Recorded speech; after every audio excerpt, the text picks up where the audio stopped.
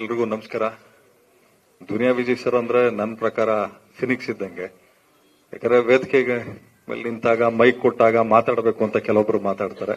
ಆದ್ರೆ ನನ್ನ ಬಗ್ಗೆ ನಿಮ್ಮೆಲ್ಲರಿಗೂ ಚೆನ್ನಾಗಿ ಗೊತ್ತಿದೆ, ಏನಿದೆ ಅದನ್ನ ನೇರವಾಗಿ ಮಾತಾಡ್ತೀವಿ. ಯಾಕಂದ್ರೆ ನನ್ನ ದುನಿಯಾ ವಿಜಯ್ ಸರ್ ಸಂಪರ್ಕ ಬಹಳ ವರ್ಷಗಳಿಂದ. ನನಗೆ ಅವರಲ್ಲಿ ಏನ್ ಬಹಳ ಇಷ್ಟ ಆಗಿದ್ದು ಅಂದ್ರೆ, ಯಾರಾದ್ರೂ ಕ್ಯಾಮ್ರಾ ಮುಂದೆ ನಿಂತಾಗ ಕ್ಯಾಮ್ರಾ ಹಿಂದ್ಗಡೆ ಇರೋರ ಬಗ್ಗೆ ಕಮೆಂಟ್ ಮಾಡೋದು ಬಹಳ ಈಸಿ. ಒಬ್ಬ ಪ್ರೊಡ್ಯೂಸರ್ ಆಗಿ, ಒಬ್ಬ ಡೈರೆಕ್ಟರ್ ಆಗಿ, ಒಬ್ಬ ಹೀರೋ ಆಗಿ, ಒಬ್ಬ ಪ್ರೇಕ್ಷಕನಾಗಿ ಜವಾಬ್ದಾರಿಯುತವಾಗಿ ಸಿನಿಮಾ ಮಾಡ್ಕೊಂಡು ಬಂದಿದ್ದಾರೆ. ಅದನ್ನ ಪ್ರೂವ್ ಮಾಡಿದ್ದಾರೆ. ಎಲ್ಲರೂ ಹೇಳ್ತಾರೆ ಎಲ್ಲಾ ಕೆಲಸ ಎಲ್ಲಾರು ಕೆಲವು ಮಾಡಕ್ಕಾಗಲ್ಲ ಅಂತ. ಮನ್ಸಿದ್ರೆ ಸಾಕು, ಯಾವ ಕೆಲಸ ಬೇಕಾದ್ರೂ ಮಾಡ್ಬೋದು ಅಂತ. ಮಾತಾಡೋರು ಮಾತಾಡ್ತಾ ಇರ್ಲಿ, ಕಾಲೆಳೆಯೋರು ಎಳಿತಾ ಇರ್ಲಿ, ಬದುಕೋರು ನಾವು ಎಲ್ಲಿದ್ರು ಬದುಕೆ ತೋರಿಸ್ತೀವಿ ಅನ್ನೋದಕ್ಕೆ ಒಂದು ನಿದರ್ಶನ ನಮ್ಮ ದುನಿಯಾ ವಿಜಯ್ ಸರ್. ಅದೇ ರೀತಿ ಇವತ್ತು ಈ ಫಂಕ್ಷನ್ ಅಲ್ಲಿ, ಇವೆಂಟ್ ಅಲ್ಲಿ ದುನಿಯಾ ವಿಜಯ್ ಸರ್ ಮಗಳು, ಅದೇ ರೀತಿ ನಮ್ಮ ವಿನಯ್ ರಾಜ್ಕುಮಾರ್ ಅವರು ಇದ್ದಾರೆ. ಇನ್ನ KP ಶ್ರೀಕಾಂತ್ ಸರ್. ನಾನು ಅವ್ರ ಬಗ್ಗೆ ಬಹಳ ಖುಷಿ ಪಡೋದೇನು ಅಂದ್ರೆ, ಸಿನಿಮಾ ಪ್ರಮೋಷನ್ ಮಾಡೋದು ಕಲ್ತಿದ್ದ ನಾವು KP ಶ್ರೀಕಾಂತ್ ಸರ್ ವತಿಯಿಂದ. ಯಾಕೆಂದ್ರೆ publicity, there is no business like show business ಅಂತಾರಲ್ಲ, ಹಂಗೆ ನಿಮ್ಮ ಡಬ್ಬದಲ್ಲಿ ಏನಿದೆ ಏನಿಲ್ಲ ಗೊತ್ತಿಲ್ಲ, ಅಲ್ಲಾಡಿಸ್ತಾ ಇರ್ಬೇಕಷ್ಟೇ, ಜನ ತಿರುಗಿ ನೋಡ್ಬೇಕು. ಯಾವತ್ತೂ ಅಷ್ಟೇ ಸೀಡ್ ನಾವು ಬಿತ್ತಬೇಕು. ಯಾವ ಬೀಜ ಏನು ಎತ್ತ ಅಂತ ಮೊಳಕೆ ಹೊಡೆದ್ಮೇಲೆ ಗೊತ್ತಾಗಬೇಕು ಅದು ಯಾವ ಸಸಿ ಅಂತ. ಯಾಕಂದ್ರೆ ನೆಡೋರು ಗೊತ್ತಿರ್ತದೆ ಯಾವ ಸಸಿ ಅಂತ. ಆ ವಿಚಾರದಲ್ಲಿ ನಾನು KP ಶ್ರೀಕಾಂತ್ ಸರ್ಗೆ ನಾನು ಬಹಳ ಗೌರವಿಸ್ತೀನಿ. ಅದೇ ರೀತಿ ನಮ್ಮ ಗೆಳೆಯರು ನೀನಾಸಂ ಸತೀಶ್ ಅವರು, ಮತ್ತೆ ಮಾಸ್ಟರ್ ಇದ್ದಾರೆ. ನಮ್ಮ ವಿನೋದ್ ಮಾಸ್ಟರ್ ನಮ್ಗೆ ಸೆಟ್ಟಲ್ಲೆಲ್ಲ ಬಹಳಷ್ಟು ಸಲ ಹೊಸಕೋಟೆ ಬಿರಿಯಾನಿ ತಗೊಂಬಂದು ತಿನ್ಸಿದ್ರು. ಇವಾಗ ದುನಿಯಾ ವಿಜಯ್ ಸರ್ಗೆ ತಿನ್ಸ್ತೀರಾ. ಅದೇ ರೀತಿ ಇನ್ನ ಅನೇಕ ಸರ್, ನಾನ್ ನಿಮ್ಗೆ ಬಹಳ ಇಷ್ಟಪಡ್ತೀನಿ ನಿಮ್ಮ ಆಕ್ಟಿಂಗು. ಮತ್ತೆ ನಮ್ಮ ಮಾಸ್ತಿ ಕನ್ನಡದ ಆಸ್ತಿ ವೇದಿಕೆ ಮೇಲೆ ಇದ್ದಾರೆ. ಇನ್ನು ಮಾಧ್ಯಮದವರು ಬೇಕಾದಷ್ಟು ಜನ ಇಲ್ಲಿ ಇದೀರಿ.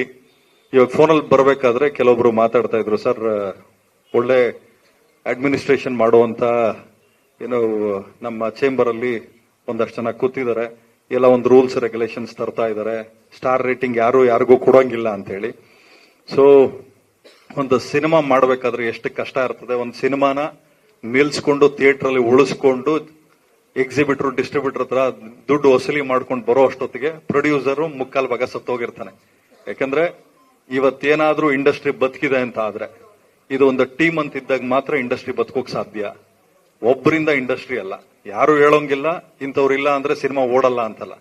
ಬೇಕಾದಷ್ಟು ಸಿನಿಮಾ ದುನಿಯಾ ವಿಜಯ್ ಸರ್ ಇವತ್ತು ಡೈರೆಕ್ಷನ್ ಮಾಡಿ, ಸಲಗ ಇರ್ಬೋದು, ಭೀಮಾ ಇರ್ಬೋದು, ಪ್ರೂವ್ ಮಾಡಿ ತೋರಿಸಿದಾರಲ್ಲ. ಸೊ ಅದು ಒಂದು ದೊಡ್ಡ ನಿದರ್ಶನ. ಇಲ್ಲಿ ಯಾರಿಗೋಸ್ಕರ ಅಂತಾನೋ ಇಂಡಸ್ಟ್ರಿನ ಗ್ರಾಂಟೆಡ್ ಆಗಿ ತಗೊಳಂಗಿಲ್ಲ. ಇಂಡಸ್ಟ್ರಿ ಇವ್ರದ್ದು, ಇಂಥ ವರ್ಗದ್ದು ಅಂತ ಹೇಳಿ. ಒಂದು ಸಿನಿಮಾ, ಒಂದು ನಮ್ಮ ಸಿನಿಮಾದ ಒಂದು ಬೆಸ್ಟ್ ಪಾರ್ಟ್ ಏನು ಅಂದ್ರೆ, ಯಾವ ಜಾತಿ ಜನಾಂಗ ಯಾವುದು ಇಲ್ಲಿ ವರ್ಕ್ ಆಗಲ್ಲ. ಒಂದೇ ಜಾತಿ, ಸಿನಿಮಾ ಜಾತಿ ಅಷ್ಟೇ. ಯಾವ ಜಾತಿ ಕಲಾವಿದರ ಜಾತಿ, ಯಾವ ಜಾತಿ ನಿರ್ಮಾಪಕರ ಜಾತಿ, ಯಾವ ಜಾತಿ ಟೆಕ್ನಿಷಿಯನ್ ಜಾತಿ ಅನ್ನೋದು ಅಷ್ಟೇ. ಬಹಳ ಖುಷಿ ಆಗ್ತದೆ. ಯಾಕೆಂದ್ರೆ ಅನೇಕ ನಮ್ಮ ಇಲ್ಲೇ ಇದಾರಲ್ಲ, ನಮ್ಮ ಕನಕ್ಪುರ್ ರೋಡ್ ಕಿಂಗ್ ಅಂತಾನೆ ಹೇಳ್ಬೋದು. ಯಾಕಂದ್ರೆ ನಮ್ ಜಮೀನ್ ಅಲ್ಲಿದೆ. ಎಲ್ಲಿ ಅಂದ್ರೆ ನಮ್ಮ ಇವ್ರು ಇದಾರಲ್ಲಪ್ಪ, ಯೋಗೀಶ್ ಅವರು, ಅವ್ರ ತಂದೆಯವ್ರ ಜಾಗ ಇದೆಯಲ್ಲ ಅಲ್ಲಿ ಅಂತಾರೆ. ನಮ್ದು ಏನೇ ಜಾಗ ಇರ್ಲಿ, ಎತ್ತನ ಇರ್ಲಿ, ಅಂದ್ರೆ ಒಬ್ಬ ಆರ್ಟಿಸ್ಟ್ ಅಂತ ಆದ್ರೆ ಆರ್ಟಿಸ್ಟ್ಗೆ ಕೊಡುವಂತ ಗೌರವ ಅದು. ಯಾಕೆಂದ್ರೆ ಸರಸ್ವತಿ ಪುತ್ರರು ಅಂತ ಎಲ್ಲಾರನ್ನೂ ಕರೆಯಲ್ಲ. ಅದೇ ರೀತಿ ಕಲಾವಿದ್ರು ಅಂತ ಬಂದಾಗ ಎಲ್ಲಾರು ಗೌರವಿಸ್ತಾರೆ. ಅದನ್ನ ಉಳಿಸ್ಕೊಂಡು ಬೆಳೆಸ್ಕೊಂಡು ಹೋಗೋದು ಬಹಳ ದೊಡ್ಡ ಜವಾಬ್ದಾರಿ ಆಗಿರ್ತದೆ. ಈ ಸಿನಿಮಾಕ್ಕೆ ನಮ್ ಸಹಕಾರ ಇರ್ತದೆ. ಸಿಟಿ ಲೈಟ್ಸ್ ಸಿನಿಮಾ ಒಳ್ಳೇದಾಗ್ಲಿ. ಲೈಟ್ಸ್ ಅಂತ ಏನಕ್ಕೆ ಇಟ್ಟಿದ್ದಾರೆ ಗೊತ್ತಿಲ್ಲ, ಸಿಗರೆಟ್ ಅಲ್ಲಿ ಲೈಟ್ಸ್ ಕೇಳ್ತಾ ಇದೀವಿ, ಇವಾಗ ಸಿಟಿ ಲೈಟ್ಸ್ ಅಂತ ಇದೆ. ಅದೇ ರೀತಿ ನಮ್ಮ ಸರ್ ಇದಾರೆ, ಸುರೇಶ್ ಸರ್ ಇದಾರೆ, LY ರಾಜೇಶ್ ಸರ್. ಮತ್ತೆ ಮೊನ್ನೆ ಅಷ್ಟೇ ಸಿನಿಮಾ ರಿಲೀಸ್ ಆಯ್ತು. ಅವ್ರ ಸಿನಿಮಾನು ಬಹಳ ಚೆನ್ನಾಗಿ ಓಡಿದೆ. ಏನಂದ್ರೆ ಇಲ್ಲಿ ನಮ್ಮಲ್ಲಿ ಕ್ಯಾಟಗರೈಸ್ ಮಾಡ್ಬಿಡ್ತಾರೆ, ಡಿಸ್ಕ್ರಿಮಿನೇಷನ್ ಮಾಡ್ಬಿಡ್ತಾರೆ, ಇದು ಮಾಸ್ ಸಿನಿಮಾ, ಇದು ಕ್ಲಾಸ್ ಸಿನಿಮಾ ಅಂತೇಳಿ. ಸೊ ಹಂಗಾಗಿ ಅವರು ಮಲ್ಟಿಪ್ಲೆಕ್ಸ್ ಅಲ್ಲೇ ಇರ್ತಾರೆ. ಆ ಮಲ್ಟಿಪ್ಲೆಕ್ಸ್ ಇಂದ ಒಂದಷ್ಟು ಮಾಸ್ ಸಿನಿಮಾಗಳು ಬಂದು ಒಂದು BC ಸೆಂಟರ್ಗಳಿಗೂ ಬರಬೇಕು ಅಂತ ನಾನು ಕೇಳ್ಕೊಳ್ತೀನಿ.